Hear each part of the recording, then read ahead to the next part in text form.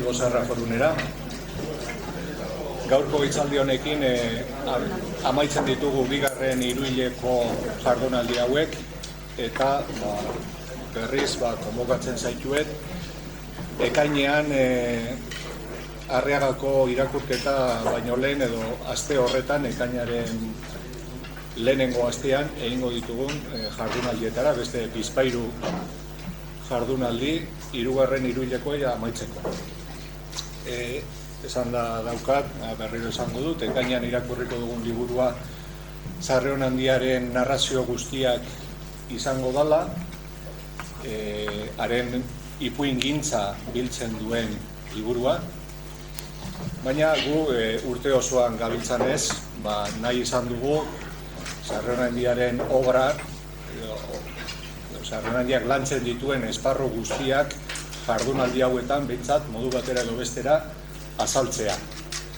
Egin ditugu pare bat kasi politikaren alorrekoak, beste pare bat prosaren ingurukoak, poesia ere jorratu dugu, eta gaur aurkeztu nahi dugu edo ikutu nahi dugu beste gai bat, Sarrion Handiaren obran garrantzia handia, gure ustetan garrantzia handia daukana. Ez oso ondo nola izendatu, baina izan saiakeraren alorrean sartzen da, filosofia eta politika, politika eta filosofia, dana da saiakeraren alorrean sartzen diren liburuak. Eta Sarrion Handiak hor obra oso importantea dauka, ni ez naiz hemengoa, ez gara gure baitakoak, marginalia, eta ailegatu arte, ikasi punto gorenera, moroak gara behelaino artean horretara, ez? Orduan, saiakerarena alor oso importantea da, eta gu gaur hori lantzeko gonbidatu dugu Jose Azurmendi.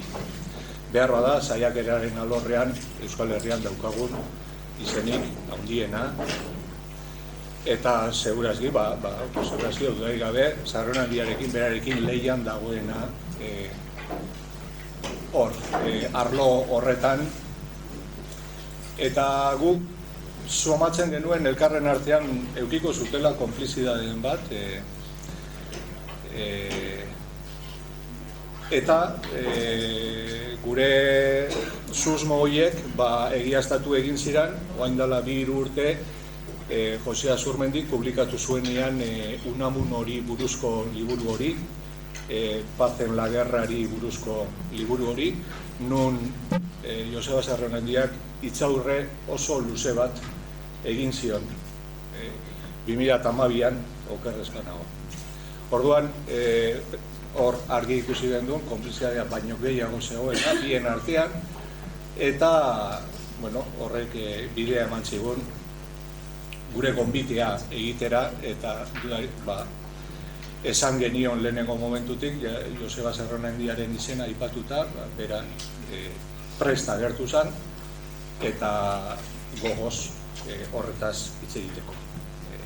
Atzo, zuzendariak planteatuzko hemen irakurri zuen, ze gai edo ze temario pasatu zigun Sarrik berak guri hemen lantzeko, eta hori agertu genionean Jose Azurmendiri oso interesgarria zela esan ziren. Jose Azurmendi aurkezteko nik uste dut onena dela irakurtzea Sarrik berak esaten duena liburu horren prologoan berari. Jose Azurmendiren obra zerrendatzen ere zaila da honezkero. Hizkuntzaz, etniaz eta marxismoaz hasi zen argitaratzen 1991 bueltan, erdi klandestinoki oraindik. Errealismo sozialistaz eta kultura proletarioaz idatzi zuen gero hainbat liburu, gizakiaren animaltasunaz eta natura kultura bikoiztasunaz, euskaldunen eta espainolen arteko liskarrez, eta modernitatearen eta teknologiaren inguruko gaiei buruz. Ideien bilakaera orokorra ikertzeaz gain, hainbat autore ere arakatu ditu modu zehatzean.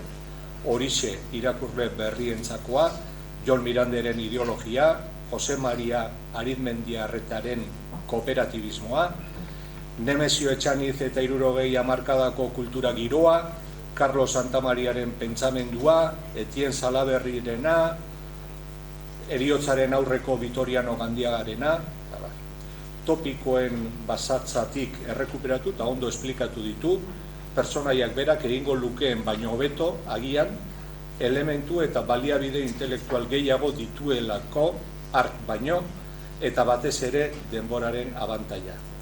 Baina, sobreinterpretaziorik gabe, pertsonaiak berak ametituko lukeen moduan, eta ez hain ohikoa denez komentarista askoren aldetik, haren ideiak desitxuratuz. Hori esaten du Sarrionandiak Jose Azurmendiri buruz, eta nik uste dute nahiko azalpen argia edo dala. Ok, eskerrik asko. Arratsaldeon. Bueno, niri eskaintza ez dakit entzuten ez bada ondo, protestatu mesedez. Horrela hobeto entzuten da edo gaizki. Berdin, urbildu egin behar dut. Baina papelak ere behar ditut. Eskaini zidatzenean Sarrionandiaren Moroak gara behelaino artean liburuari buruz hitz egiteko erantzunuen momentu horretan niaren nintzen Renani buruzko neure liburua komentatzen hitzaldi diferenteetan eta esan nuen begira nik ez dakit nola atera neure gai hauetatik eta hitz egingo dut Renan alde batetik, arraza, historia, nazioa eta Moroak beste aldetik, beraz, bien pupurri bat edo egingo dut. Eta horrelako zerbaita prestatu dudana baita ere.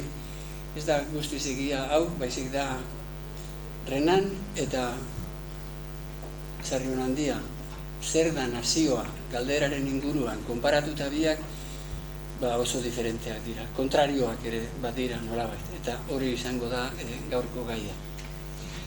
Nik Moroak gara behelaino artean eskuetan hartu nuenean, ikusi duzute, espero dut, totxo handi bata, edozein bildurra emateko modukoa, eta liburuak handiegiak direnean, mea kulpa, neu ere erruduna naiz olako gauzetan, liburuak handiegiak direnean egiten dena egin nuen, eta da erditu direki, pizka bat irakurri, geroago beste kapitulo bat hasi, gero beste bat utzi, eta liburua hain dago ez dakit konposizio estraño oso lortu batekin eginda, edo zein tokitatik hasi liteke irakurtzen eta gero utzi. Eta gero berriro hasi beste toki batetik eta irakurri liteke baita.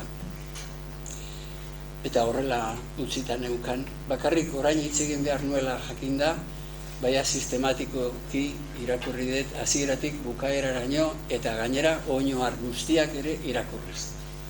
Ze, claro, Bertrand Russellek esaten zuen askatuta zegoela liburu bat bitokitan batera irakurtzen, hemen eta anatzean oinoarrak.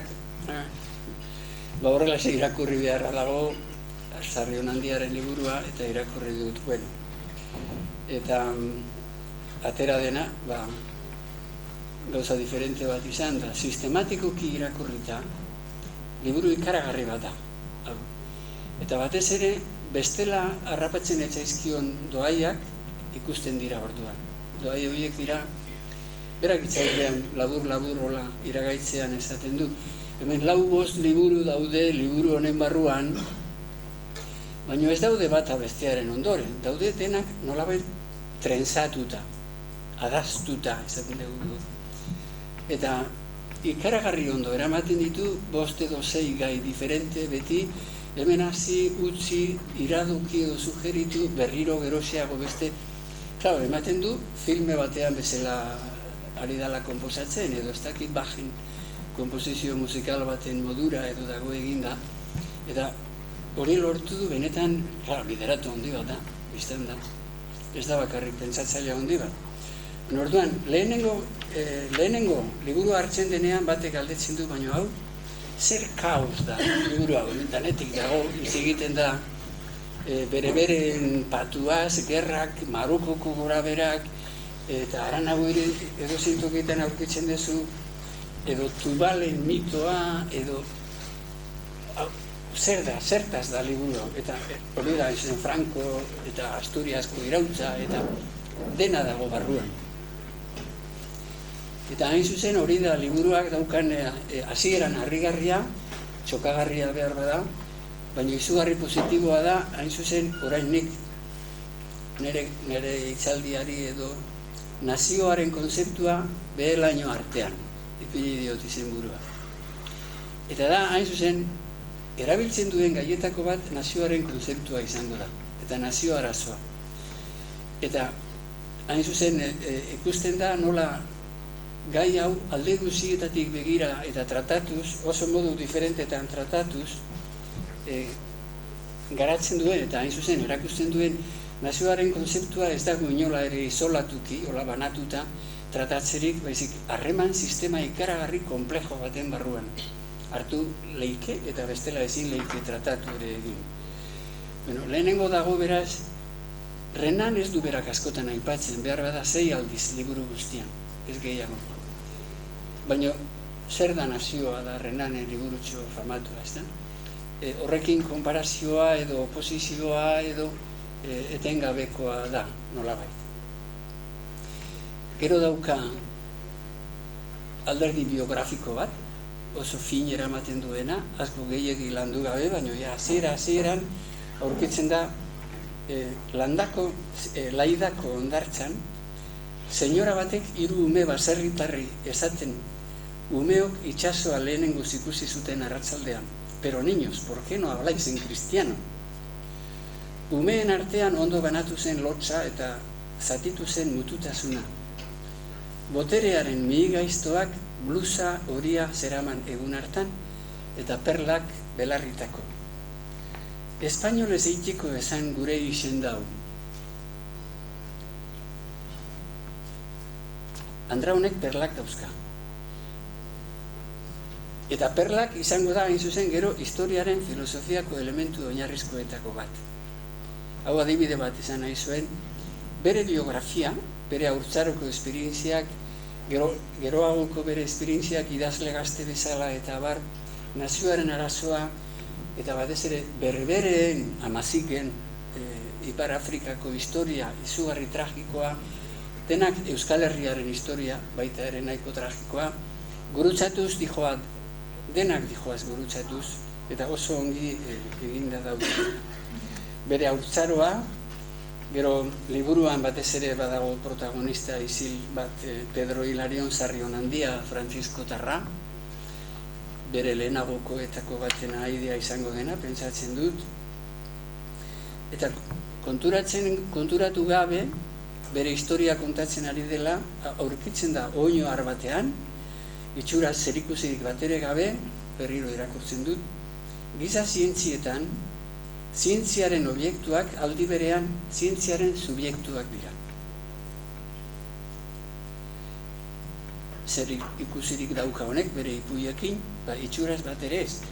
Baina bat gogoratzen da segituan, nazioaren ezaugarri objektiboak eta subjektiboak daudela esaten dugu, eta ja hemen abisatuta gaude ez du funtzionatuko horre. Ze, nazioaren ezaugarri objektiboak, arraza edo odola edo hizkuntza eta lurra eta subjektiboak dira beti.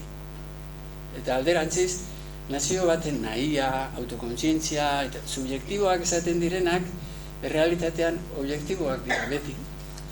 Beraz, oposizio horrek ez du funtzionatuko, eta berak ez du erabiliko. Oposizio hori, beraz, abisatuta gaude, zergatik ez duen hori erabiliko ere. Eta beraz, zergatik da, hasieran ematen duen halako nahazteria edo nahazte borraste bat liburu hau. Hain zuzen, puntu bakoitza, beti, enpeinu handia dauka berak, alderdi guztietatik, goitik, behetik, eskuinetik, ezkerrek, beti harreman sistema diferentetan berrikusteko dauka joera.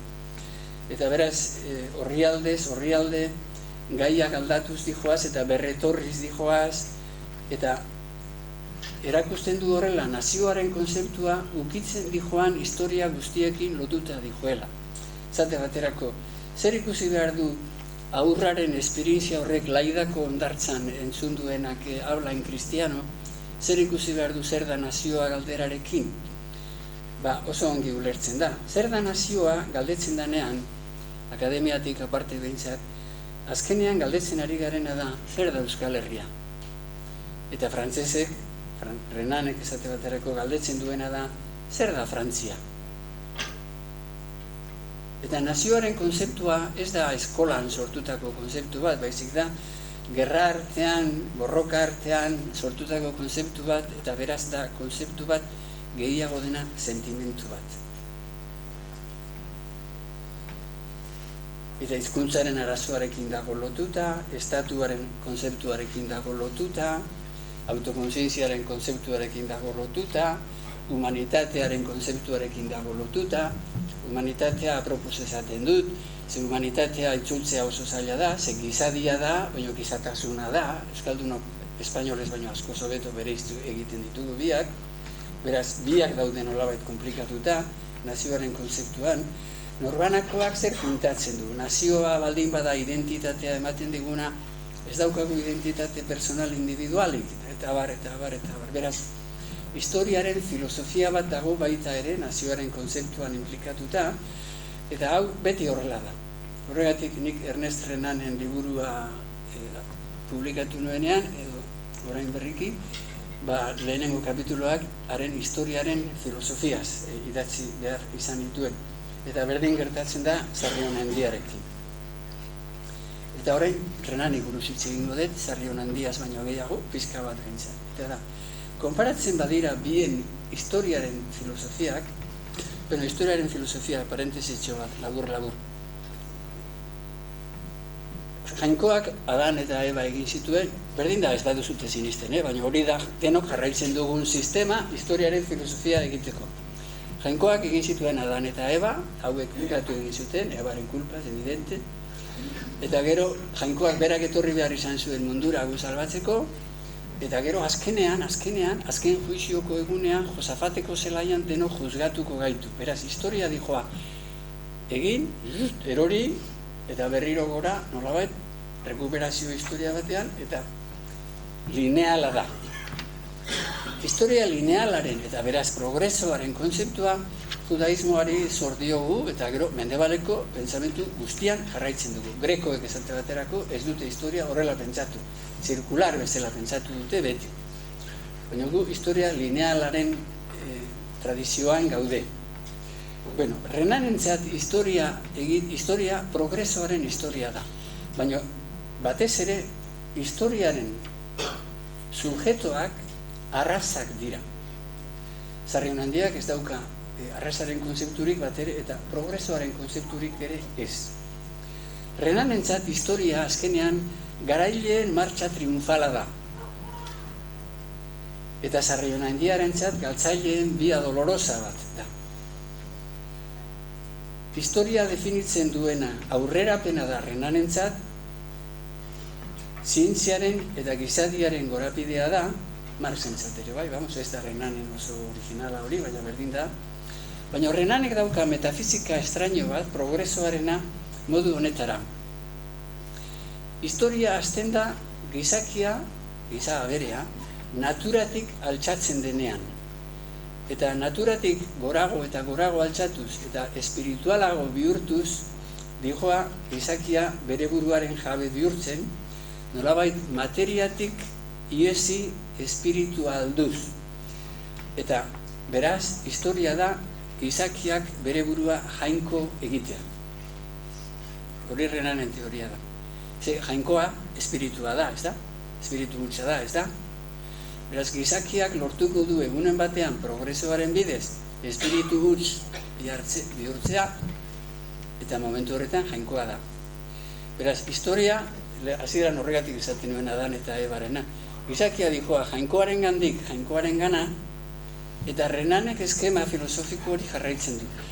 Pizka bat txokatu duzio, baina Marxena ez da oso diferentea, Hasieran komunismo unibertsala dago, jabego pribatuarekin erori egiten gera, klase borroka dator, eta azkenean berriro ere salbatuko gera, eta ez da egongo berriro klase borrokarik, eta batasuna egongo da. Eskema hori Hegelek ere jarraitu du, 19. mendean kasi historiaren filosofo guztiek horrela jarraitu dute. Historiaren filosofia honekin jarduerarik nobleena dira, jarduera kriminalenak ere. Irabazleak egiten baldin baditu. Ze progresoari laguntzen diona beti irabaztea da. Beraz, irabazleek egiten dute historia ez dugu egiten gizon emakumeok geure asmoen arabera, baizik irabazleek erabakitzen dutenaren arabera, edo hobeto esan da, historiak berak badauka, bere providentzia bat, eta Andre gizonok ez gara haren instrumentu itzuak besterik. Eta instrumenturik erabaki horrenak, naturalmente, Napoleon eta Cesar eta horrelako jendeak dira, edo zientifiko handiak dira, Einstein eta abar dira, eta herriko jendea apala, zuek eta ni, ez gera historiaren subjetoak, ez dugu ezer egiten. Historia ez du mundu guztiak egiten, baizik gutxi batzuek. Eta emakumeek esate baterako ez duzute historian zer eginek batere. Emakumeak Renanari naiz esaten, Emakumeak ez daude historia egiteko, baizik daude, eta euren egitekoa hori besterik ez da, politak izateko eta onak izateko. Eta besterik ez, inteligentia izatea ez zaio tokatzen.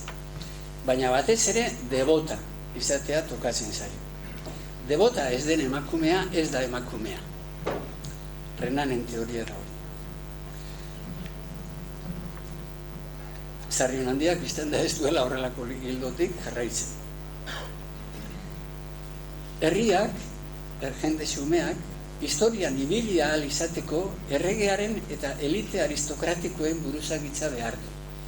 Eta elite aristokratiko bat, errege bat, ez daukan herria, historiarik gabe gelditzen da. Eta Euskal Herria da horietako bat, historia gabeko herrietako bat da.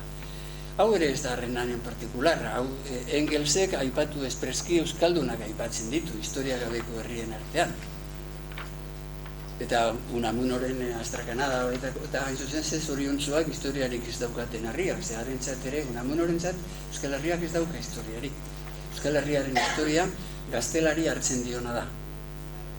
Eta linea filosofiko hauetan dago baita ere Unamuno ere. Baina progresoak hain zuzen prezioa dauka, eta prezio hori da esklabotza, emakumeek etxean egon beharra, jendeak lan egin beharra, zientifikoak libre egon daitezen ikerketak egiteko, eta beraz, historia egin botereak egiten du.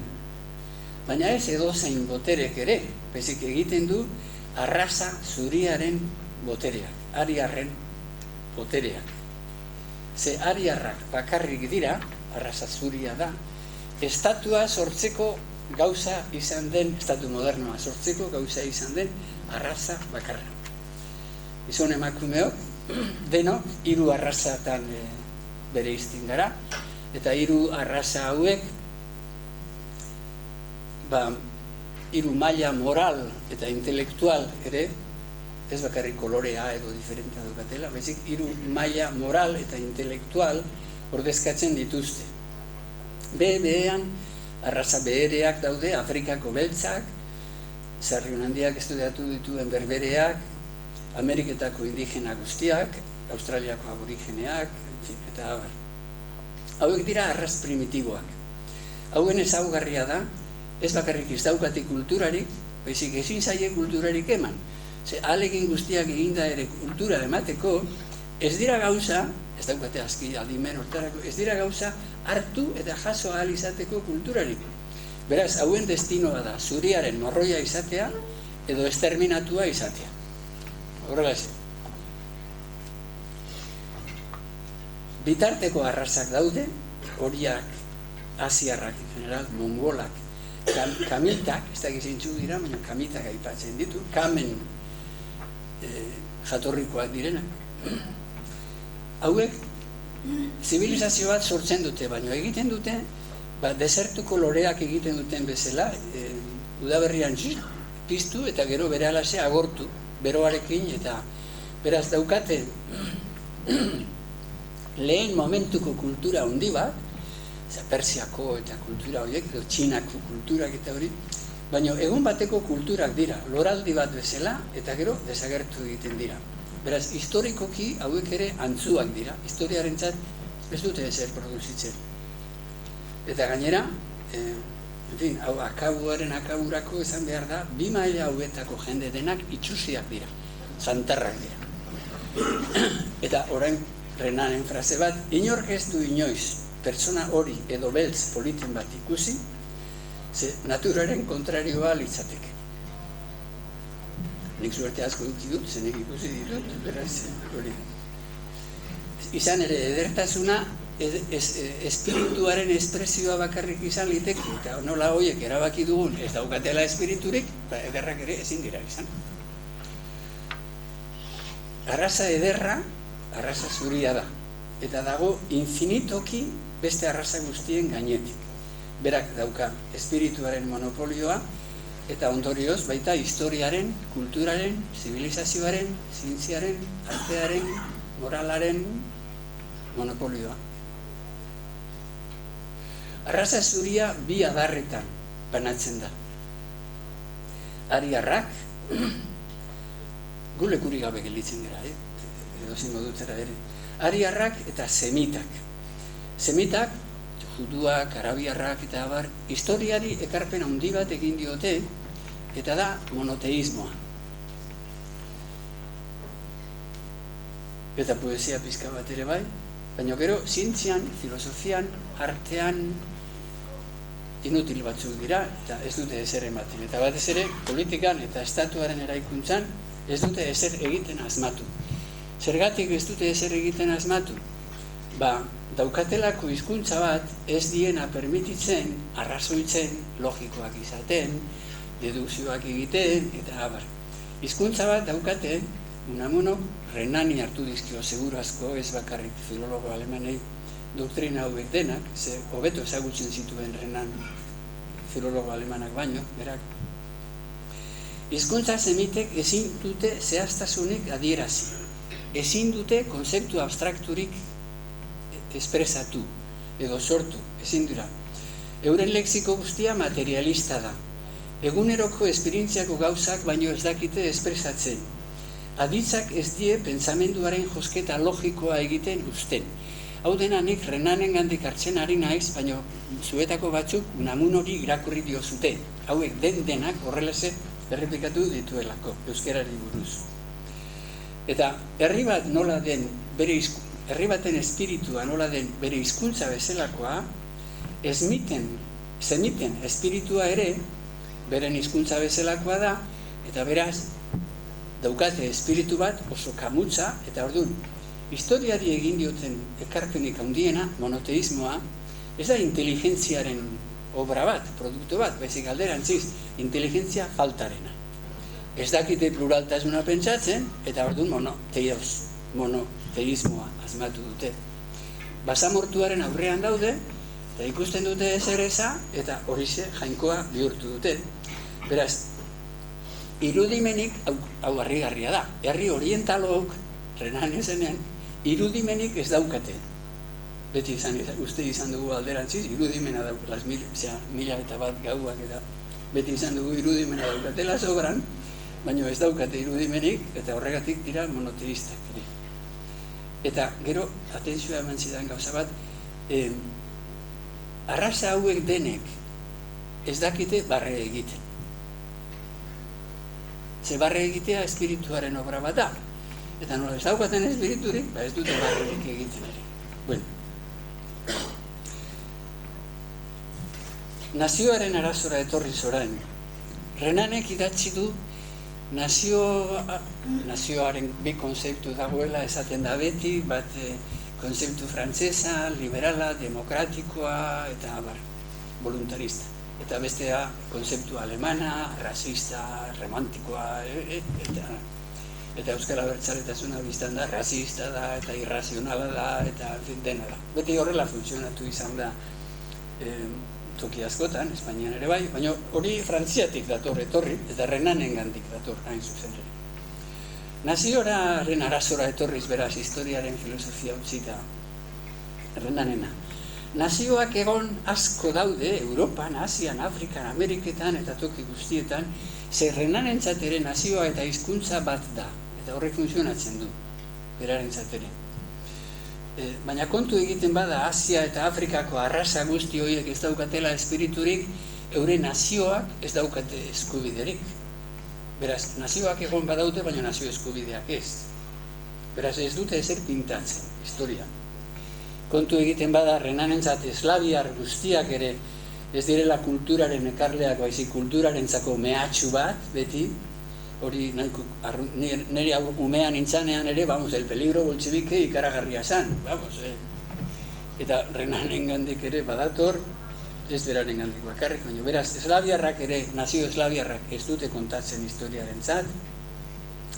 Gehi, Ipar Amerika oso teknikoa da eta progresoaren laguntzailea handia da, baina espiriturik ez dauka. Beraz, ez du nazio bezala pintatzen. Inglaterra berdintzu da, noizean behin, testu batzuetan salbatzen da, baina Ipar Amerikaren antzekoa da, teknikoa eta espiritu gutxikoa. Gehi, Espainiak eta Italiak espiriturik ez daukatela inkisizioak kendu zien, Renanek esaten duenez. Historiari eta progresoari begira aintzat hartzeko nazioak bi bakarrik daude munduan. Renanen konzepzioan, nazioaren konzeptuan. Eta dira Frantzia eta Alemania. Renanentzat bioki nahikoa da, ze gizadia bere progresoaren bidez jainko gintzara, dijoa, beti puntan dijoan herri batek eramaten du gizadi guztia, eta gizadiak segitu egin behar dio, eta lagundu egin behar dio, eta sakrifikatu egin behar du, puntan dijoan herriaren alde egin behar du. Eta bere esanean Alemaniak eta Frantziak espirituaren alderdi biak osatzen dituzte, gizadiak ez du gehiago behar, eta gizadiak egin behar du, bi horieri jarraitu, besterik ez. Gertatu zen hori dena idatzita zeukan Renanek, egun batean bera oso pro-germanikoa zen, frantzesa izan arren, egun batean gertatu zitzaion, gerra deklaratu zutela elkarri batek Alemaniak eta Frantziak, eta Alemaniak Frantzia txikituta utzi zuela, goiti bera. Eta bera oso nazionalista frantzesa, zenez galdetzen hasi da, eta horrela sortzen da, zer da nazioa, hitzaldia horrela sortu da, beraz da galdera errepikatzen dut. Zer da Frantzia, zer da Alemania, da Renanen galdera. Eta orduan, nazioaren bi kontzeptu famatuen mito hori hortik sortu da, bere konferentzia famatu hortatik. Eta konferentzia horretan, biztan da oso Frantziaren kontzeptuaren aldeko diskursoa egin du, eta oso Alemaniaren kontrakoa biztan da. Eta arrezkero gelditu da nazioaren konzeptu bat demokratiko, liberal, frantzesa dela, eta bestea bere alderdi txar edo negatibo guztiak dauzkana. Etortzen bagera Sarrionandiaren historiaren filosofiara alderantzizkoa aurkitzen dugu. Sarrionandiaren historiaren filosofia alde batetik bere personala da, eta egiten du bere personalen biografiaren filosofia txiki bat, ez oso detailatua, baina itzaurretik bertatik berak abisatzen dugu alderantziz historia zabortegi bat da. Iraganak ate aurrean utzi digun zabortegi handia. Eta liburuak, esaten du berak, ez du besterik egingo zabortegi horretako material batzuk bildu eta gogoetatu besterik. Izan ere, historian ez dago, bestearentzat ez dago triunfuak eta progresoa eta irabazleak eta garaileak eta artea eta zientzia besterik ez dago. Eta Sarrionandiarentzat injustizia eta gozea, kapitalismoa, garaileen arrukeria, bortxakeria eta bortxaren bedeinkazioa eta desastrea besterik ez dago. Eta hainbat nazio txiki eta apalagoren zanpaketa, hainbat kulturaren ondamena, historia hizkuntzen kanposantua da, eta abar, zabortegi bat da gure historia. Hori, Sarrionandiaren hitzetan. Historia zabortegia da, baina ez da hor gelditzen, ez da lamentoan bakarrik gelditzen, edo lantuan gelditzen. Hortik, hau bere hitzak, hortik ateratzen du dena, perlak eta adreiluak, emozioak eta borondatea ere bai. Beraz, historian ikusten duguna ikusita hainbeste goze eta desastre eta hori hortik ateratzen dugu borondatea ere bai. Eta emozioak ere bai. Eta hau, emozioak eta borondatea bihurtzen da Sarrionandiaren historiaren filosofian konzeptu zentrala hain zuzen. Eta denbora nola aurrera dikoan, nire papelak baino azkarrago, salto batzuk emango ditut, Walter Benjaminen filosofiari lotzen zaio, bera, ez da oso ezaguna Walter Benjamin, baina judio bat da, eta historiaren filosofia oso polita dauka, eta laburtzeko, historian Walter Benjaminek esaten du, txikizioa besterik ez dago, eta galtzaileen guk historian begiratu behar duguna, da, galtzaileen alderdia batez ere. Guk, menperatuok begiratu behar duguna da, atzoko menperatuen historia, ez irabazleen historia, belaunaldi bakoitzak, aurreko belaunaldi derrotatuaren historiari begiratu behar dio, eta hortik atera behar du, borondatea eta emozioak. Menperatzaileen oraingo eta betiko dotrinak eta gizarte mekanismoak analizatzen ikasi behar dugu horrela. Eta horrela bakarrik ulertu dezakegu gaurko demokrazia benetan zer den, zer txikiziotatik etorri den, gaur askatasuna esaten duguna zer txikiziotatik etorri den, zer krimenetatik etorri den, eta Euskal Herriaren historian ere, Euskal Herriaren egiazko historia ez dela San Inazio eta Elkano, eta ez da egitzu, Bezik herri langile, simple, anonimoa. Hori da, guri interesatzen zaigun historia bakarra. Benjaminen harrigarriena da bera marxista zela. Eta hain zuzen marxismoari buelta eman diola eta irauli egin du, alderantzizko bihurtu du, modu honetara. Marxentzat ere historia, progresoaren historia bat da. Eta historiaren fase bakoitzean, garaileak erabakitzen du, klase nagusiak erabakitzen du, urrengo fasera nola pasako garen, eta hori, eta beti beraz irabazleen historia bat da baita ere. Eta Benjaminek esaten dio logika horrekin, gaurko burgesia fenomeno, oso ondo dago eta zeakago. Egin behar duguna da orain alderantziz, aro bakoitzeko galtzaileak hartu, geure eredutzat, eta ez karitate kristauaren gatik, zebera marxista da, jarraitzen dut, baizik, hain zuzen, irautza nahi dugulako, hain zuzen, galtzaileengan aurkituko dugu gure amorrua, gure gogoa, borondatea eta emozioak borroka egiteko eta irautza egiteko. Eta orduan, irautzaren konzeptua ere erabat aldatu egiten da, eta da, irautza ez da etorriko martzen irautza, ez da etorriko historiaren azkenean, momentu batean, akto heroiko edo katastrofiko bat bezala, eta orduan askatasuna lortu dugu, bezik irautza egingo da egunero, gure amorruarekin, borrokarekin, galtzaileekin identifikatuz daukagun gure amorru horrekin egingo dugu irautza. Egunero egiten da. Irautza ez da momentu bat historian, baizik eguneroko praxiarekin berdintzen da.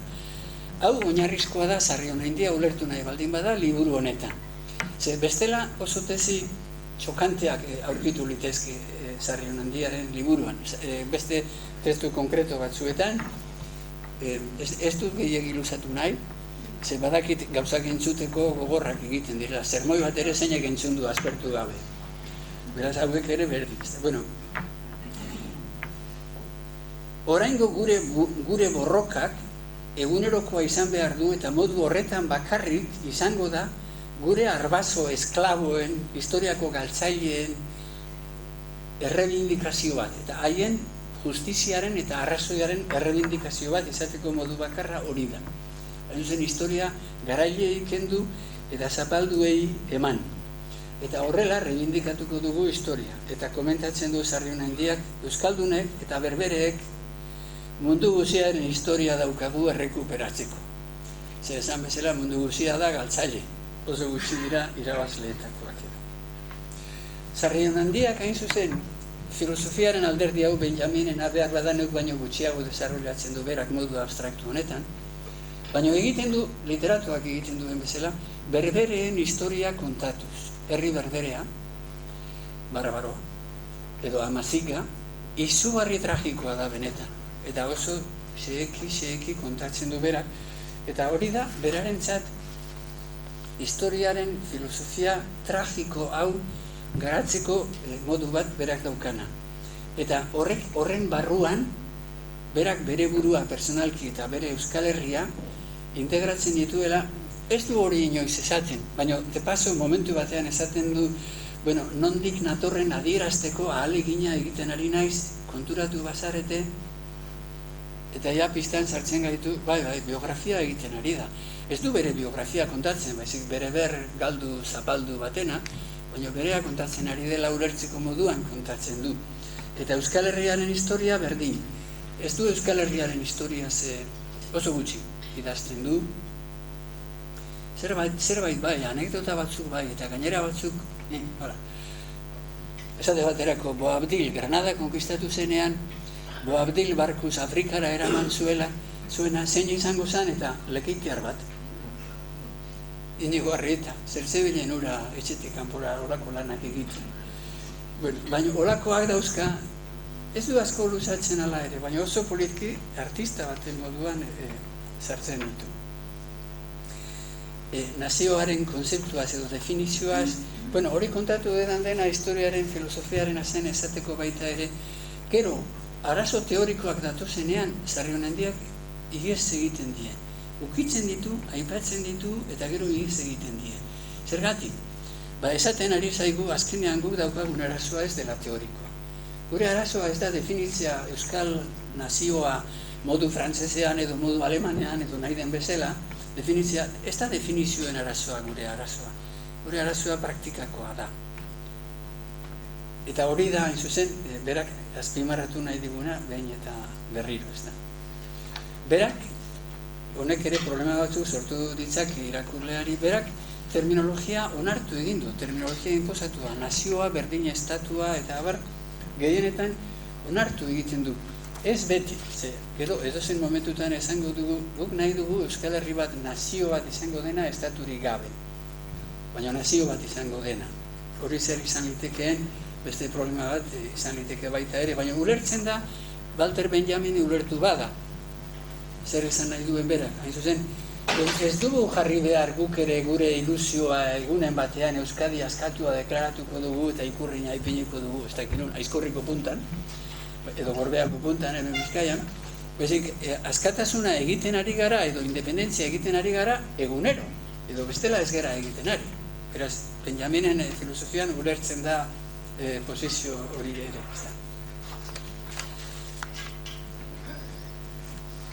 Berak nazioaren konzeptua erabiltzen duen guztietan bi lotura hauekin agertzen da.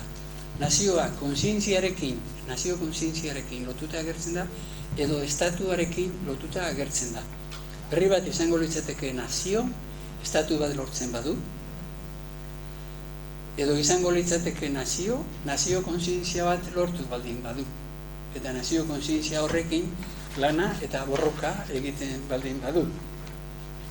Azkeneko, bietan ere Renanen gandik nolabait bereizten da, eta zer Renanentzat zer da nazioa galdera, zer da Frantzia bihurtzen da, eta zer da estatua bihurtzen da. Eta orduan, trampa bat gertatzen da, Renan aipatu duten autore askorekin, animatzen zaituzte berriro neure liburua irakurtzera, barkatu, propaganda pixka bat egin behar den, ezta?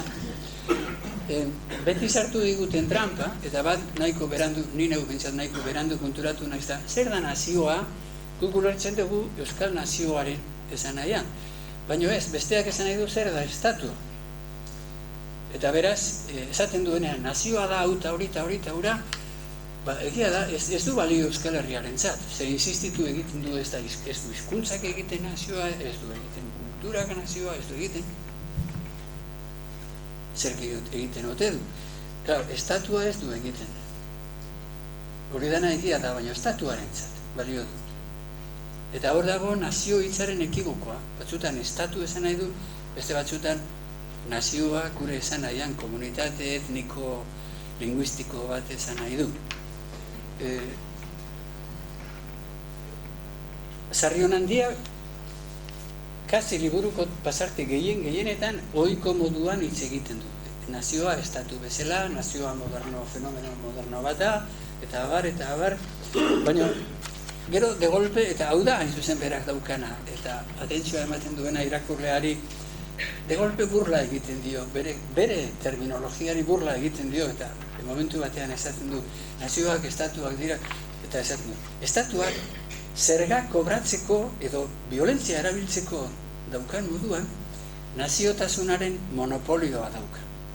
Baita, estatuak dauka, zerga kobratzeko monopolioa, eta nazioa izateko monopolioa ere bai.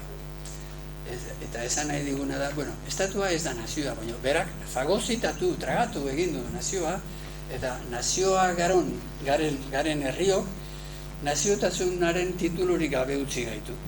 Estatuak kendu egin digu nazio izateko konzeptua ere. Kataluniaren inguruan problema hori oso garbi ikusi da, Kataluniari ez diote utzi nahi inola ere nazio deklaratzen bere buruan. Bueno, hori da hain zuzen, estatuak daukan monopolioak edo dituen monopolioetako bat. Bueno, bukatu egingo nuke, norbait galderaren bat baldin badauka oso pozik jarraituko dut, edo bakarrik parentesi artean, zenere testuak norbaitek ikusi baditu, nik beti insistitzen dut, nazioaren konzeptu alemana izaten duten horretan, nazioa hori da, beste gauza bat da estatua. Baina orain gogoratu nahi nuke gauza bat. Eta da, Ukrainiako historia jarraitzen duzuten pizka bat, ez da? Krimeako eta... bueno, barkatu, niaren egun etorren ez, Alemaniatik ez dakit hemen ze informazioarekin zabiltzaten. Nian bizi naiz gehien bat da. Baina jarraitu duzute historia hori. Esan nahi nuena zan, nazioa eta hizkuntza berdintzen duten herriak ez dira bakarrik euskal abertzaleak, baizik eslaviar guztiak dira. Eta hain zuzen Ukrainian dagoen problema da, han nazio errusiar hizkuntzako populazio parte handi bat dagoela. Eta beraz errusiarrek, Moskuko errusiarrek esaten dutena, horiek errusiarrek dira, errusiarrez mintzo dira. Eta beraz Putinek ez du inbazio bat egin, baizik bere nazioaren barruan mugitzen dela esaten du. Beraz, alemanek, germaniar guztiek, amerikanoek ere bai, la nazion txeiene eta amerikanoek eta inglesek ere bai, eslaviarrek ere bai, italianoek ere bai, denek nazioa eta hizkuntzaren batasun hori onartzen dute eta jarraitzen dute. Jarraitzen ez duten bakarra, nik dakidala, bueno, ez da egia. Espainolak eta frantsesak dira gehi atzo arte koloniak izan ziren lurralde afrikanoak. Afrikan dago problema ikaragarri grabe bat, estatuak egin dira hain zuzen nazio guztiak txikituz. Eta orduan, han ere estatuek jarraitu dute Frantziaren modeloa. Estatuak bere burua deklaratzen du nazio eta nazio realak ignoratu edo bukatu egiten dira. Bueno, hori salto bat eginez bakarrik esateko Renanen gana etortzeko berriro eta neure polemikara etortzeko bakarrik zen. Sarrionandiak, hain zuzen, problema azaltzen duenean puntu bati, eta honekin bukatu egiten dut, puntu bati ematen dio importantzia handia, eta da, estatuaren violentzia simbolikoari. Berak violentzia simbolikoa termino erabiltzen du,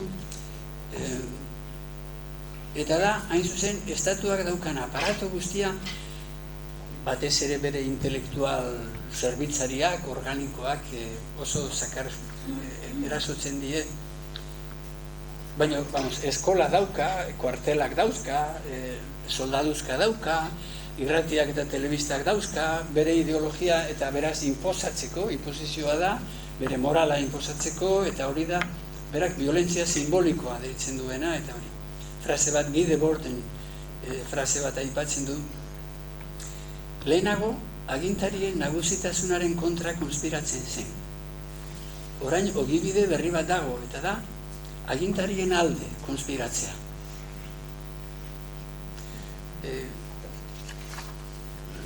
Konstituzionalistekin, eta polemika luzea dauka, eta utzi egingo dut. Liburua irakurtzera animatzen zaituzte, kontuz irakurtzeko liburua da, atento egon behar da, berak tantanka ematen dituen pista guztiei. Zer narratiba bat bezala oso gustora irakurtzen da. Nik resumitu beharko banuke, laburbildu beharko banuke, esango nuke, da liburu oso zail bat, oso erraz irakurtzen dena. Eta beraz erraz engainatzen duena. Bai, bueno. Bueno, orain gure txanda da, galderak egiteko. Edo ez egiteko, bukatu lezake. Nazimentuko gure estatua Nafarroa, ze estatu monta zen? Galderako Joan Albertekoarekin, Margarita Nafarroakoa, Margarita Baloakoa ze estatu. Etnikoa, zibikoa. Ez bat eta ez beste, erdiaroan oraindik ez da estatuaren monarkia da.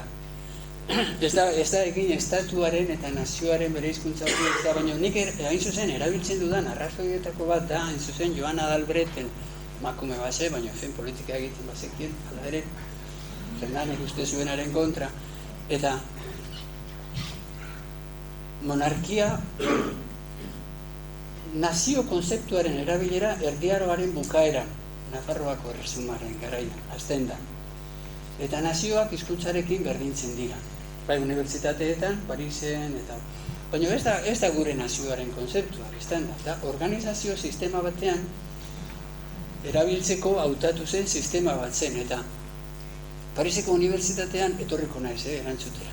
Pariseko unibertsitatean sistema nahiko primitibo bat hautatu zuten, eta esan mundua 4 puntu kardinaletan partitzen da. Beraz, guk nazio denak 4 puntu kardinaletan bereziko ditugu, eta orduan, ez naiz oso ongi gogoratzen, baina hori 13. mendeko kontuak dira, baina ateratzen da daudela nazio frantsesa dago, eta hor sartuko ziren, espainolek etxebilen Parisen oraindik estudiatzen, baina alemanak, inglesak, noruegoak, denak inglesak dira, nazio anglikana, esate baterako. 4 puntu, beraz 4 nazio tokatzen zen. Eta gero Elizak, sistema bera jarraituko du oraindik Konstantzako konzilioan berriro 4 nazio egongo dira. Bakarrik Konstantzako konzilioan 15. mendera sartzen ari garela, nazioen arazoa oso kontziente bihurtzen da, eta problema da, ze botoa eman nazioka ematen zen. Beraz, nazio germaniarrak boto bat zeukan, frantsesak boto bat, italiarrak boto, eta claro, orduan nazioa sujeto bihurtzen da. Eta hori oraindik protestantismoa eta baino lehenago gertatzen ari daia, beraz. Orain esaten denean nazio bat, nazioa ez da sujeto politikoa esaten denean, hori ez da egia. Nazioa sujeto politikoa erdiarotik aurrera da. Eta Joan Adalbret da, hain zuzen, horren argumentuetako bat. Ze berak, Andra horrek ezagutu du dauzkala nazio biarnesa eta nazio nafarra, eta itzulpenak eginarazi ditu nazio bakoitzarentzat Bibliaren itzulpenak. Eta Lizarragaren itzulpenean, espreski esaten da itzaurrean, erabiltzen dudan argumentuetako bat da beti, bertze nazione guztiek duten bezala jainkoaren hitza, bertze nazionek bezala, nazione nafarrak behar du, edo euskaldunak esaten du berak, atxerekin, behar du baita ere jainkoaren hitza bere hizkuntzan euki, beraz nazio bezala eta hizkuntza bezala ulertzen da Bibliaren lehenengo itzulpena. Eta beraz sujeto bat da, eta ja rekonozitua dago monarkiarekin. Hala ere, ni ez naiz bat ere zalea, Nafarroako erresumarekin gure abertzaletasunaren erroak edoan ikustekoak, ze historiak bere esan nahiak mugak dauzka, eta abertzaletasuna sentitzen dut Bilbon jaio da.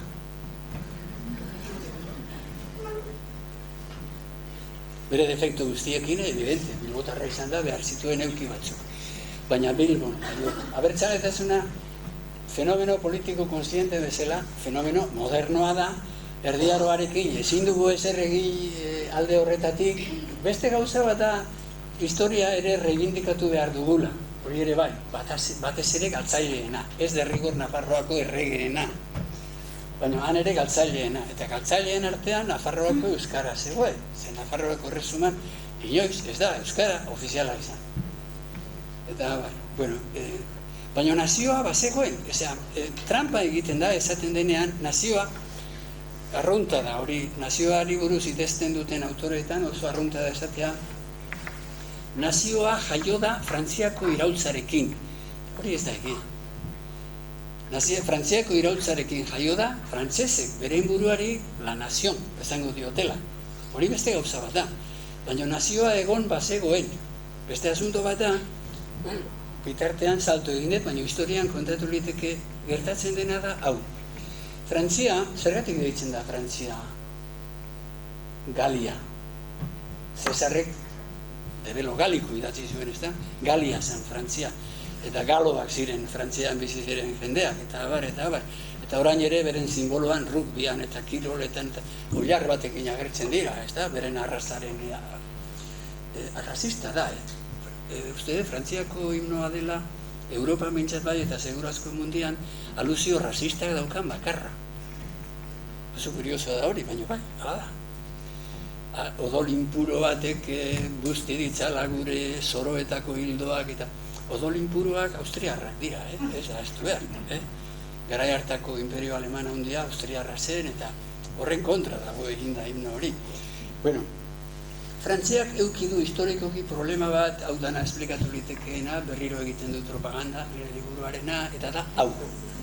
Frantzia Galia zen, Frankoak, Alemaniatik, barbaroak sartu arte.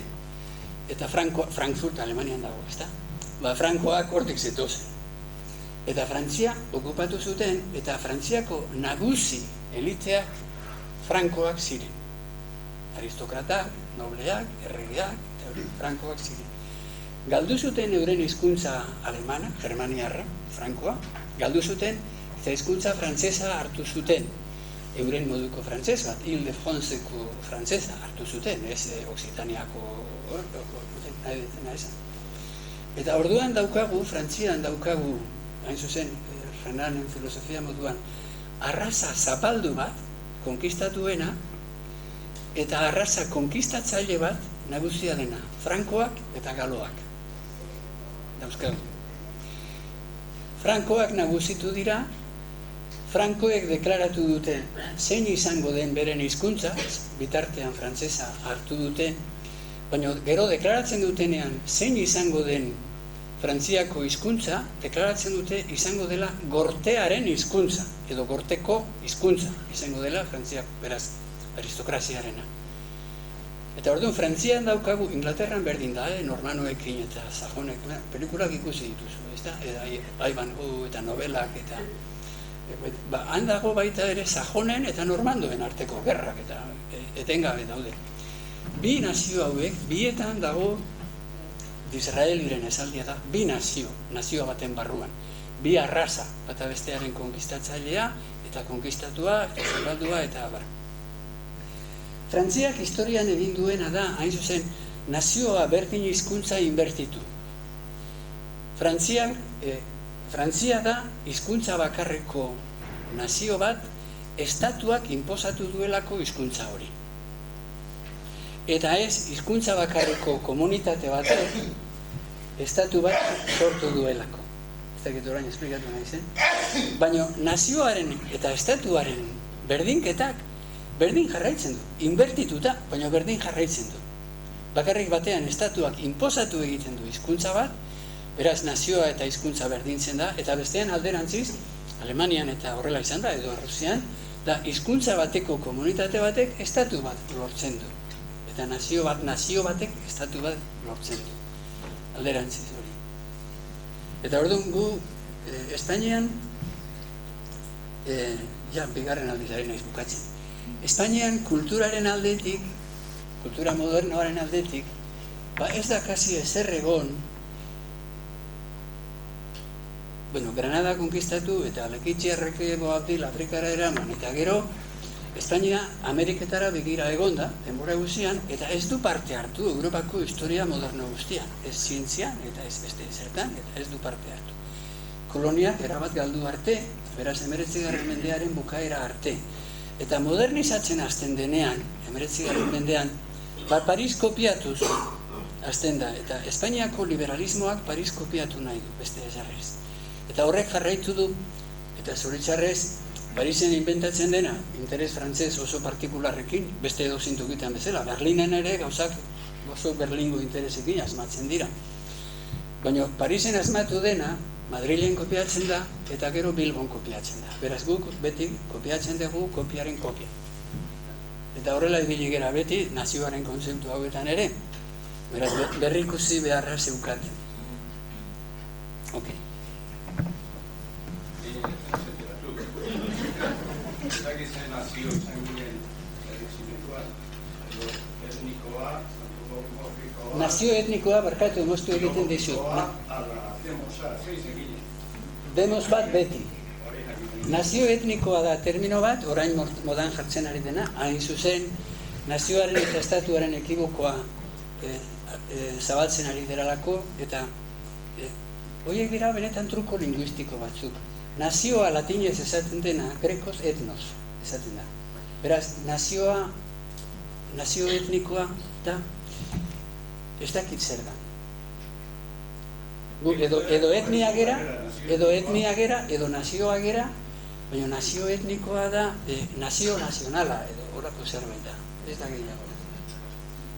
Etnos, esaten dute grekoz, barkatu, nazioaren definizioa, lehenengo definizioa, Jesucristo baino 500 urte lehenago Herodotok ematen du. Hain zuzen, gerran daude Atenastarrak eta Espartatarrak, eta, barkatu ez, gerran egon dira, eta orain persiarrek mehatxatzen dituzte. Eta orduan etortzen dira Espartatarrak laguntza eskatzera, edo galdetzera Atenasen, bueno, zuek zer prest zaudete ala ez persiarren kontra joateko. Eta Atenasen erantzuna da, nola ez, gu, hizkuntza berekoak, jainko berdinak dauzkagunak, tradizio eta ez dakizer berdinak dauzkagunak, gure etxea ondatu arren, zuekin joango gera, persiarren kontra gerra. Nazioaren definizioa da. Zuek eta gu, hizkuntza bera, jainko berdin, markatu. Greko batek esaten duenean jainko berdinak dauzkagu, esan nahi du, kultura berdina daukagu, esan nahi du. Zeberen Apolo eta eren kultura ziren, eta literatura, eta euren epopeia, eta ziren. Beraz, nazioaren definizioa emanda dago, ja Kristo aurretik, eta problema sortzen da, hain zuzen, Frantzian gertatu den, lehen kontatu dudan historia horrekin. Problema, Frantzian ere horrela zen. Baina problema gertatzen da, dagoenean nazio galo bat, nazio franko batek menperatuta. Orduan sortzen da, zein da egiazko nazioa? Nazioa identifikatzen da, oso garbi agertzen da, testu frantzesetan ja erdiaroaren bukaeratik aurrera. Erregeak eta nazio armatuak eraso zioten Tolosari, esate baterako. Erregea eta nazio armatua, aristokrazia armatua da. Garbi. Ze beste nazioa, ez armatua, zanpatua, galoa da. Gero, nazio kulturala, nazio territoriala eta konzeptu horiek denak, historiako momentu konkretu batzuei begira erabili litezkeenak dira, eta niri etxaizik gehiagin gustatzen, ze nazio kulturala, euskeraz ere bai, literatura desende da hortaz, nazio kulturala, nazio politikoari kontra jartzen zaio beti. Eta orduan, edukazio beti. Eta niri etxait gustatzen, lehen esan dudan hain zuzen, Joan Adalbreten ejemplo horregatik. Berarentzat, Nafarrak edo Euskaldunak nazio kultural bat dira. Baina rekonozimentu politiko bat daukate. Beraz ez da inola ere kontra jartzen nazio kulturala izatea, eta beraz sujeto politiko bezala rekonozituta egotea. Gero, nazio territoriala, kontestu batzuetan importantea da, beste batzuetan ez, guk badaukagu territorialtasuna. Juduek ez, Egiptoek ez, baina nazio bat dira. Beraz, ez daukat derrigor nazio batek territorialtasuna zergatik eduke. Nazio bata komunitate linguistiko eta kultural bat bere buruaren kontzientzia daukana, eta azkeneko hau ere parentesi artean gehitu behar da, ze kontzientzia tipo dauka. Ze kontzientziak ere graduak dauzka, ez da, ume batek ere badauka autokontzientzia, eta aitona batek baita, baina nahiko diferentea. Logikoa dauka. Euskalduna eta erdalduna dikotomia asmatu zuen herriak, bazeukan bere diferentziaren kontzientzia bat. Beraz, bazeukan autokontzientzia nazional bat. Ez? Bestela ez zuen gizadia bi partetan partituko gu eta beste guztiak. Ez dira euskaldunak bakarrik hori horrela egin dutenak, herri askok egin horrela zen, grekoek berek, grekoak eta barbaroak berezi dute, bi partetan partitu dute. Beraz, eta demos da konzeptu politiko bat, bakarrik aplikazioa daukana testu inguru demokratiko batean. Demos bat da, behar bada nazioa baino zabalago erabilitekeen herri, nolabait esateko, Euskadi lan egiten, barkatu hau, badakituta da batela. Lan egiten duten Guardia Zibilak, Euskal Nazioa dira ala ez. Eta ez erantzun mesedez, baino pentsatu. Baino demos Euskalduna dira. Boto eskubidea badaukate, etc. Demos bat dira. Nazioa... Ez, demos Euskalduna dira. Botoa hemen emateko eskubidea daukat. Demos da herria, punto, beste ez errez. Demos, demokrazia, hortik dator. Demos dator hain zuzen, Atenasen Klistenesen reforma deitzen dena, Atenas ere, gizarte primitibo guztiak bezala, zegoen, Bizkaian nola ziren, Aide nagusiak eta ugazabak, zeuden bezala, zegoen familiaka edo klan moduan, Eskozian bezala, organizatuta zegoen. Ez zuen funtzionatzen eta Klistenesek reforma bat egin zuen, eta orduan erabaki zuen oso, nahiko brutal, baina erabaki zuen familia arte bakoitza partitzea, 3 zatitan, eta joango ziren, orain izenak asmatzera noa, parte bat joango zen Lekeitiora, beste parte bat joango zen Azpeitiera, eta beste parte bat joango zen Iruñera. Herri hori puskatuta gelditzen zen, baina bere aldamenean beste familia bateko talde bat zetorren, etc. Eta orduan, Lekeitioko demos A, familia diferentetako jende ez osatutako eskubideak zeuzkate. Demos bezala antolatu ziren orain botoak ematea eta ez familia bezala. Demos da demokrazia edo antolaketa politiko bat oinarritzeko, antolatzeko sisteman aukeratu den talde kuantitatibo bat, beste gabe horregatik Guardia Zibila, demos dira. Eskubidea daukate, hemen medikuaren gana joateko, lan bilatzeko, botzoa emateko, nahi duzen. Demos badira, nazioa ere bai. Beste erantzunik nahi, Baina demos ez da nazioa. Bai, barkatu.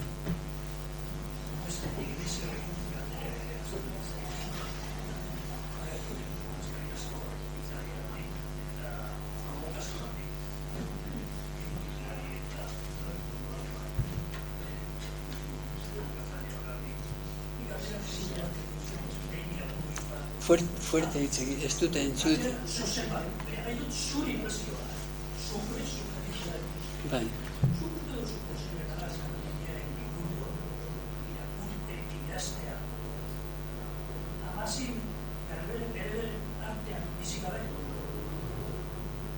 Nere impresioa da, galdera zen Sarrion Handia Afrikan egonda, ala ez. Ez, hori zen, ez da? Berbereekin egonda. Berriro.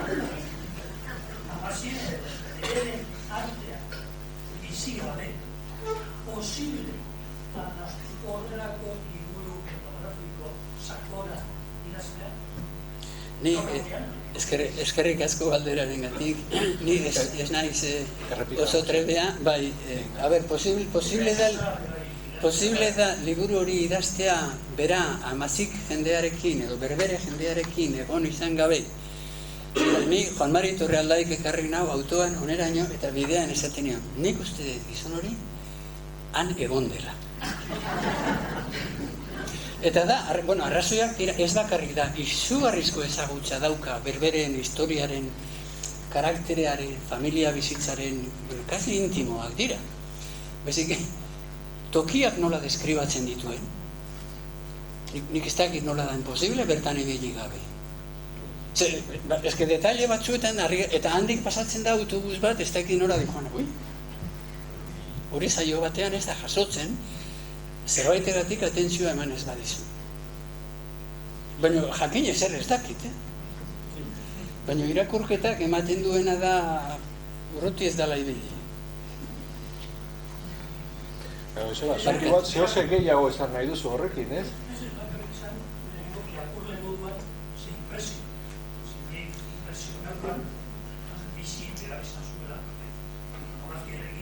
Bai. Banik berdin.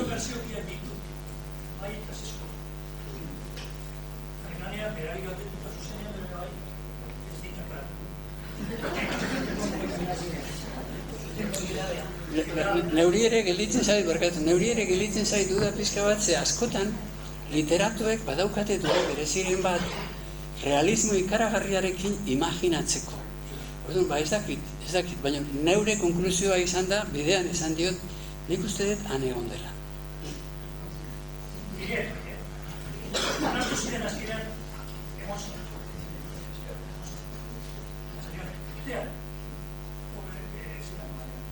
Esate batera, bai, barkatu esateko.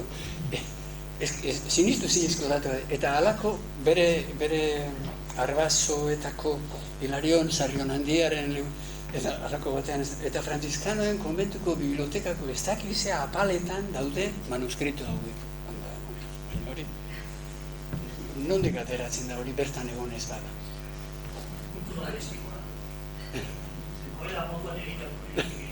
Bai.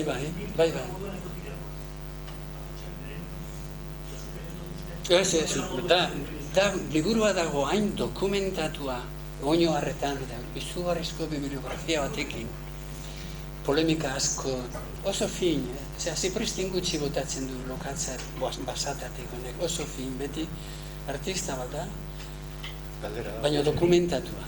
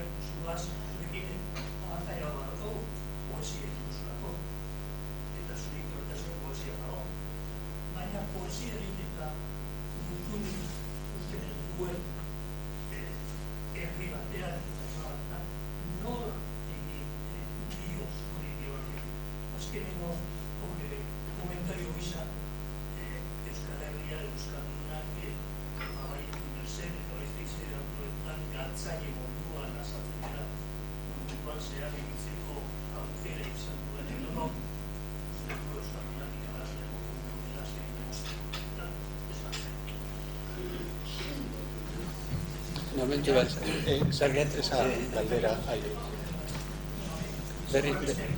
berriro nator, Euskaldun irabazleak asko egon dira, baina Euskaldunok irabazi dugu, zenaik Lekeitioko baren kasua aipatzen du. Boabdil Afrikara eraman duena irabazleekin zebilen, eta bera irabazleetako bat zen. Eta zer irabazi dugu besteok, Euskaldunok zer irabazi dugu arek irabaztearekin. Euskaldun asko irabazi du, eta Euskaldunok galdu. Dena dela, nik testu oso luze bat publikatuko da, testu hau, eta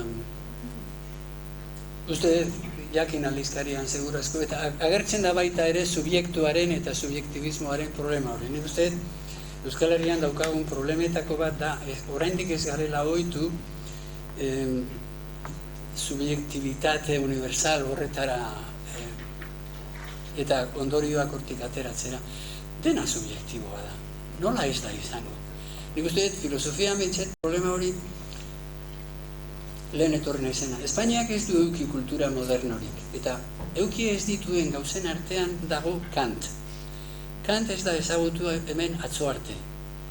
Baina Kant ez gero gauza oso garbia dago, ez dago ezer subjektiboa ez denik. Zer dena, subjektu batetik pentsatzen dugu beti.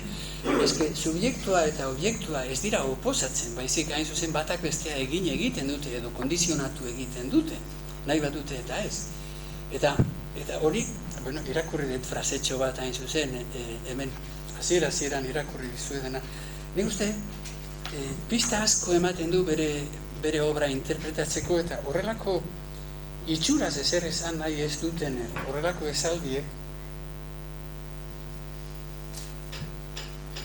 giza zientzietan, zientziaren objektuak, ez dakit, Waterlooko batalla eta aldi berean zientziaren subjektuak dira.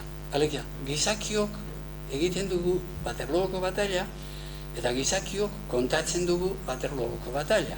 Waterloo etorri zait burua, Txilardegi Waterloo bizi zen, nik han ezagutu nuen, Waterloo Brusela ondoko auzo txiki bata, Napoleonen, eta hori.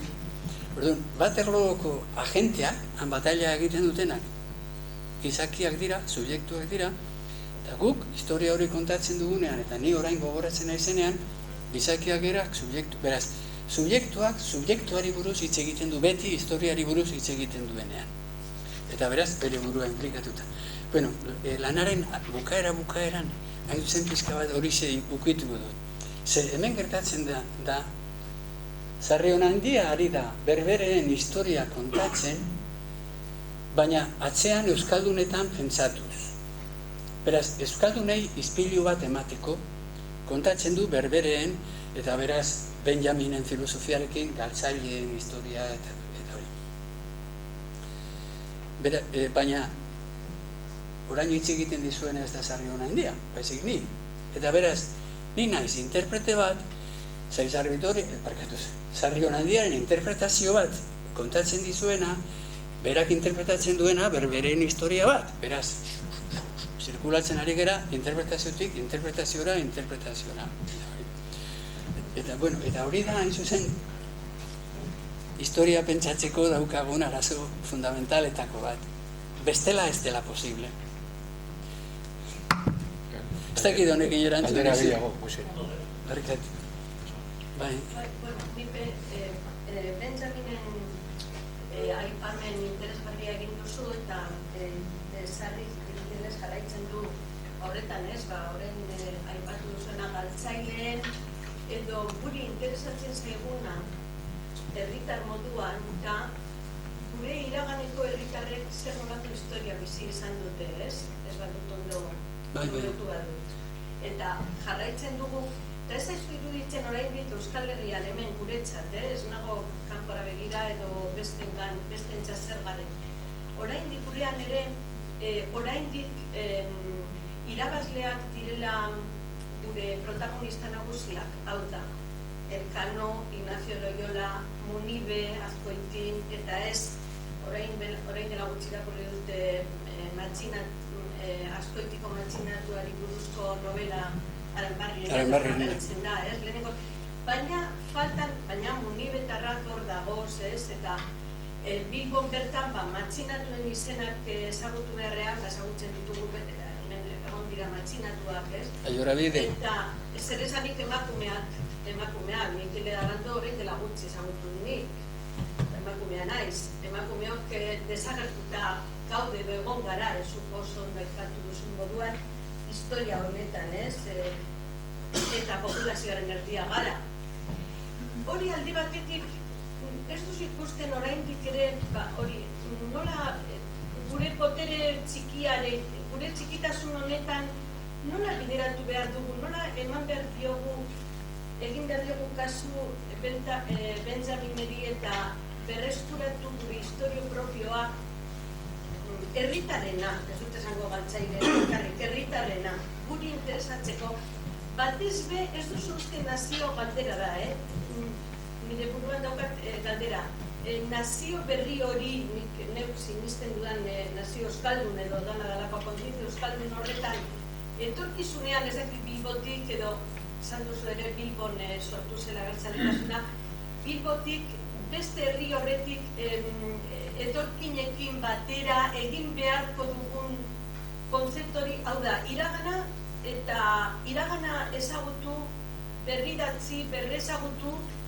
etorkizuna egiteko nazio kontzepto berri batean. Ez dakit. Ez que niretzat ez litzateke nazio kontzeptu berri bat, nazio kontzeptu jator bakarra. Nola eraiki behar dugu. Hori zailagoa da. Bai, erantzutea zailagoa da nola lortzen dugun hori. Baina, galdera ez dezu batekin, baizik, betzatzen dut gehiago ere, bai. Lehenengo, irabazleen mania.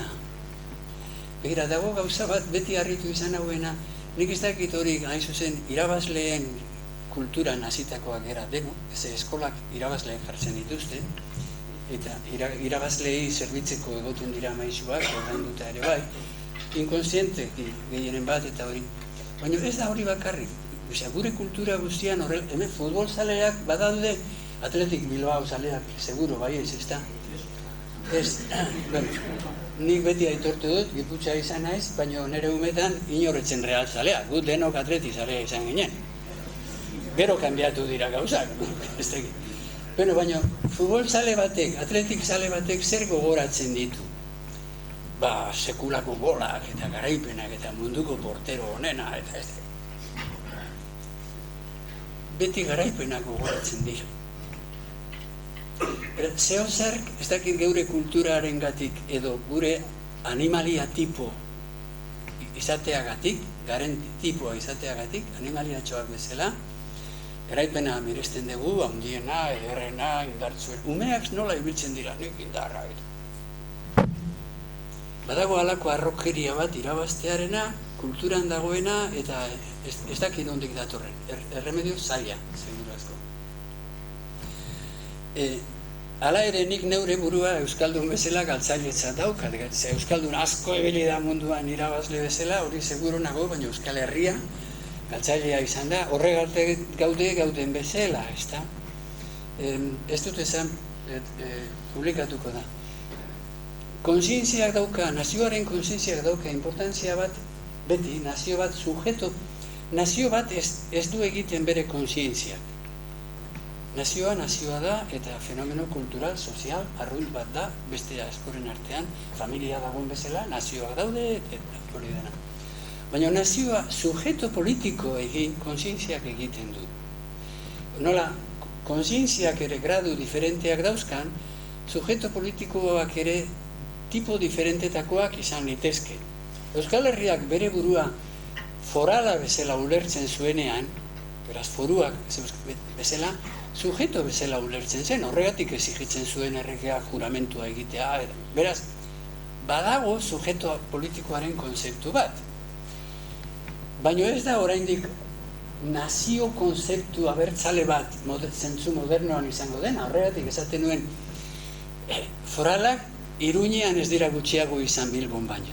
Baina abertzaletasun modernoa Bilbon sortu da. Eta sortu da, zuk aipatu dituzun arazo guzti horiekin, emigrazioa, mehatzea, burgesia, berri baten jaiotza, horrek suposatu duen mehatxua bai hizkuntzarentzat, en fin, komplejo bat, hori agirrazkoenagak emila aldiz hobeto esplikatuko dizue. Baina abertzaletasun hori sortu da, parkatu, nazio baten konsientzia nazional, abertzale bat, konsientzia nazional bat badago foralismoan ere. Baina konsientzia nazional, abertzale bat, oso kondizio konkretutan bakarrik sortu izan da, ez da Nafarroan sortu, Bilbon sortu da, eta Bilboko kondizioetan sortu da, eta handik zabaldu da. Dauzka, exactamente kondizio horiek ezarri dizkion defektoak ere, dauzka. Eta abantailak ere bai.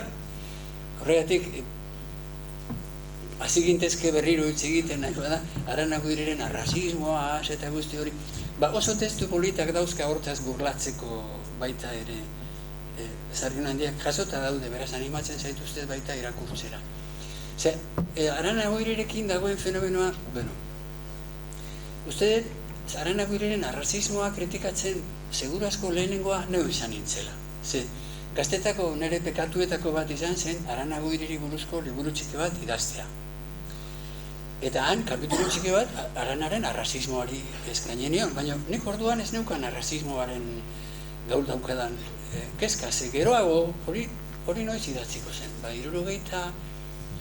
70-tik 15-era edo. Orduan etzegoen Aranago hiriri buruzko gero egon den polemikarik etzegoen.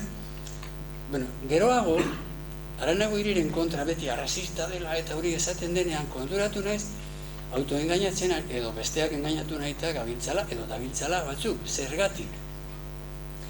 Arrazismoak baita ere graduak dauzka edo mailak dauzka. Eta, hau improvisatu egin nuen, baina Donostian aurreko beste galdera bati erantzunez, baina esango nuke. Lehenengo maila primitibo batean denok gera arrazistak, eta orduan jarri nuen adibidea da. Ni tranbian, metroan baldimanoa, gaueko ordu batetan, eta bagoiko beste puntan beltz fuerte bat baldin badago, eta ni beste izkina batean naizen kakanarroa, bildurra sartzen zait, ez? Deskonfiatu egiten naiz, etorriko da eta emango de zerbait edo zeote da beltza handi hori edo.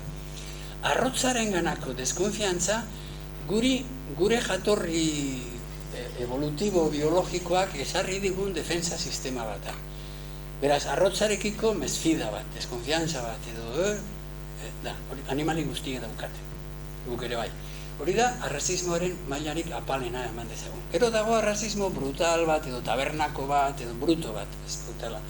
Bruto bat, horiek da, usaitxarra, beltzak, ez da gizera, nahiko brutoa eta estupidoa eta dena. Hirua ez hori ezagutzen da gehiegi, ez da?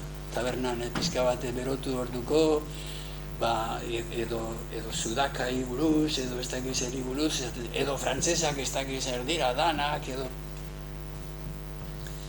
Hirugarren maila batean dago arrazismo morala eta religiosoa esan litekeena.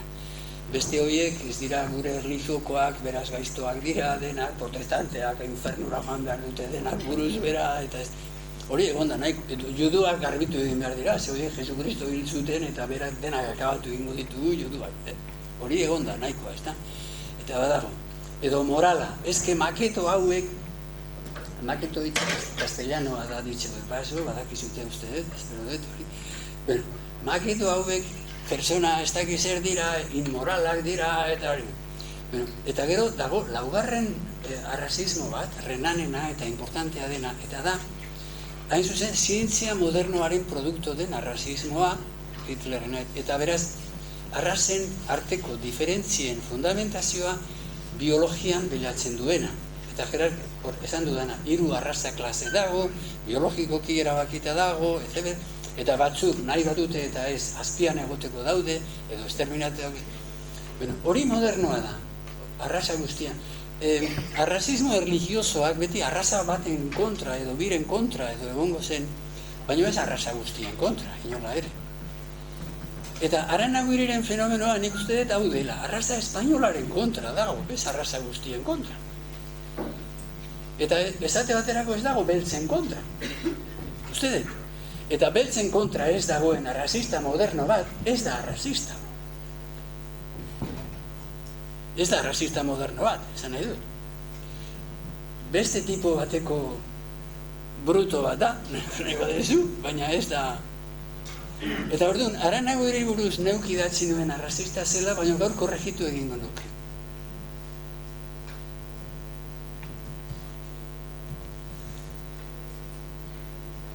Ez dakit honekin erantzun dizudan, herri bat egiten da, efektibamente, berak reakzionatu zuen etorkin langileen kontra eta hori gaur badakigu astakeria bat izan zela. Eta, bueno, denborak irakatsi egiten du.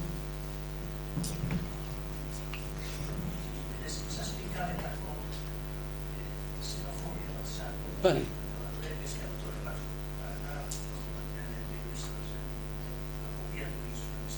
Bai.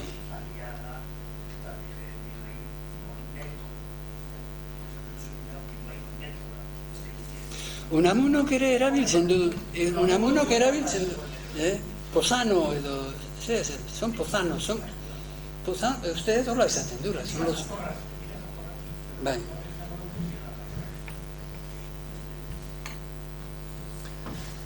Beste galderarik? Ez. Bueno, eskerrik asko etortzeagatik eta hurrengo.